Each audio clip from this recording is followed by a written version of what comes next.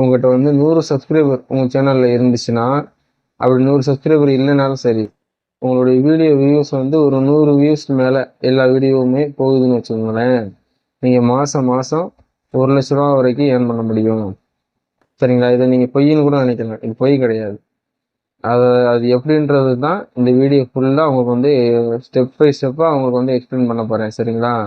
இந்த வீடியோ வந்து ஸ்கிப் பண்ணாமல் பாருங்கள். ரொம்ப ரொம்ப யூஸ்ஃபுல்லாக இருக்கும். உங்கள் சேனல் மானிட்டைஸ் ஆகலைனாலும் சரி, நீங்கள் அழகாக ஏர்ன் பண்ணலாம். லட்சக்கணக்கில் ஏர்ன் பண்ணலாம். சரிங்களா? அதை நீங்கள் உங்களுடைய சேனல்லையும் இம்ப்ளிமெண்ட் பண்ண ஆரம்பிச்சிருங்க. சரிங்களா?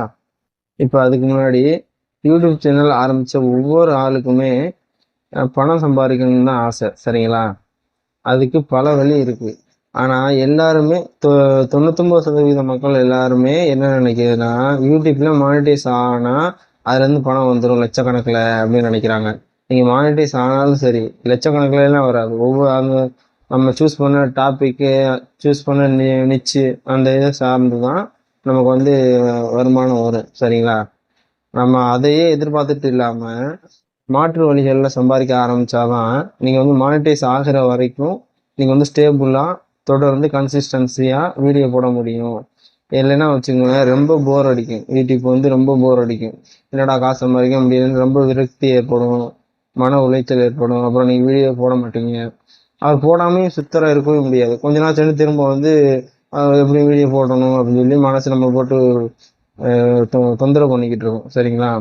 யூடியூப்ல மாற்று வழிகளில் நம்ம சம்பாதிக்கணும். அது எப்படின்றத இப்போ பார்ப்போம். நம்மளுடைய சேனல் நிச்சு நம்மளுடைய சேனல் டாபிக் சார்ந்த ஏதோ ஒரு பிஸ்னஸ் வந்து வெளி உலகத்தில் ரன் ஆகிக்கிட்டு இருக்கும். சரிங்களா? அப்போ அது சார்ந்த அந்த டாபிக் சார்ந்த உங்களுடைய சப்ஸ்கிரைபர்ஸு இன்ட்ரெஸ்ட் சார்ந்த ஏதாவது ஒரு ப்ராடக்ட்டு ஆர் சர்வீஸு உங்களால் கொடுக்க முடியுமா அப்படின்றத பாருங்கள். சரிங்களா?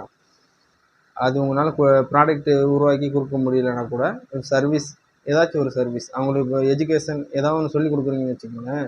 அவங்களுக்கு புரியாத சில விஷயங்கள் சொல்லிக் கொடுக்குறீங்கன்னா, அவங்களுக்கு தெரியாத ஏதோ ஒன்று உங்களுக்கு தெரியும்.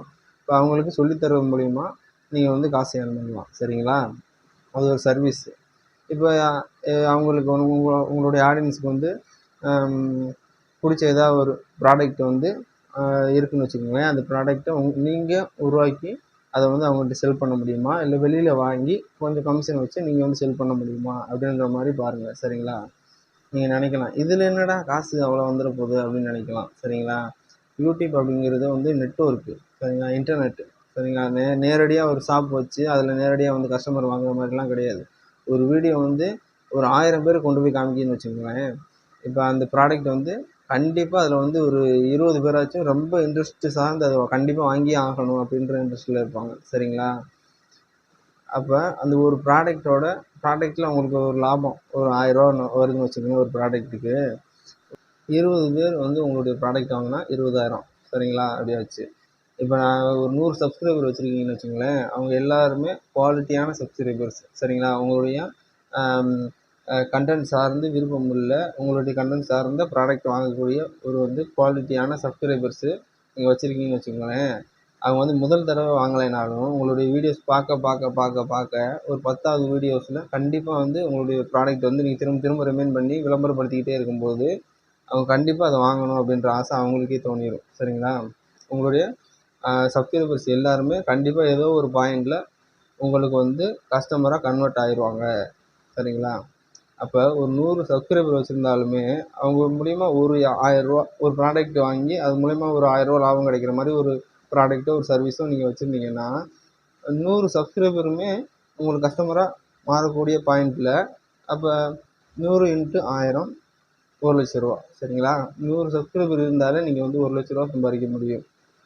தொடர்ந்து நீங்கள் வந்து வீடியோஸ் போட்டுக்கிட்டே இருந்தால் அந்த ப்ராடக்டை வந்து அவங்களுக்கு ரிமைண்ட் பண்ணிக்கிட்டே இருந்தால் யூடியூப் மானிட்டைசேஷன் மட்டும் நம்பிக்கிட்டே இருக்காமல் இந்த மாதிரி சைடில் நீங்கள் ஏதாவது ஒன்று பண்ணிக்கிட்டே இருந்தீங்கன்னாச்சுன்னா அதன் மூலயமா வந்து உங்களுக்கு வருமானம் வர தான் நம்மளால் அந்த யூடியூப் வந்து சர்வைவ் ஆகி இருக்க முடியும். சரிங்களா? இதை புரிஞ்சுக்கணும். நம்ம வந்து யூடியூப் மானிட்டைசேஷன் ஆகி தான் காசு வரணும் அப்படின்ட்டு இருந்தோம்னு வச்சுக்கோங்களேன், அது கொஞ்சம் லேட் ஆகும். சீக்கிரமாக கூட ஆகலாம், சில பேருக்கு கொஞ்சம் லேட் ஆகும். அது வரைக்கும் மனசு வந்து பொறுமையாக இருக்காது. சரிங்களா? அது பல இது ட்ரை பண்ணுவோம், அப்புறம் வேணான்ட்டு போவோம், மறுபடியும் உள்ளே வருவோம். இந்த மாதிரி ஒரு 7-8 வருஷமாக இந்த மாதிரி பண்ணிக்கிட்டே இருப்பீங்க. சரிங்களா? அதனால் இந்த மாதிரி ஏதாச்சும் ஒரு ப்ராடக்டோட ஒரு சூப்பரான சர்வீஸோட யூடியூப்குள்ளே என்ட்ரு ஆகுங்க. அது சார்ந்த வீடியோஸ் மட்டுமே போட்டுக்கிட்டே இருங்க. உங்களுடைய வியூவர்ஸ் எல்லாரையுமே உங்களுடைய கஸ்டமராக கன்வெர்ட் பண்ணுங்கள். சரிங்களா? ஈஸியாக வெறும் 100 சப்ஸ்கிரைபர் வச்சு ₹1,00,000 ஏர்ன் பண்ணலாம். சரிங்களா? நான் சொன்னது உண்மைன்னு தெரிஞ்சுக்கிட்டீங்களா? மானிட்டைஸ் ஆகாத யூடியூப் சேனல் நடத்திட்டு வந்தீங்கன்னா கண்டிப்பாக நம்மளுடைய சேனலை வந்து சப்ஸ்கிரைப் பண்ணி வச்சுக்கோங்க. ஓகேங்களா? அடுத்த வீடியோவில் பார்க்கலாம். தேங்க்யூ.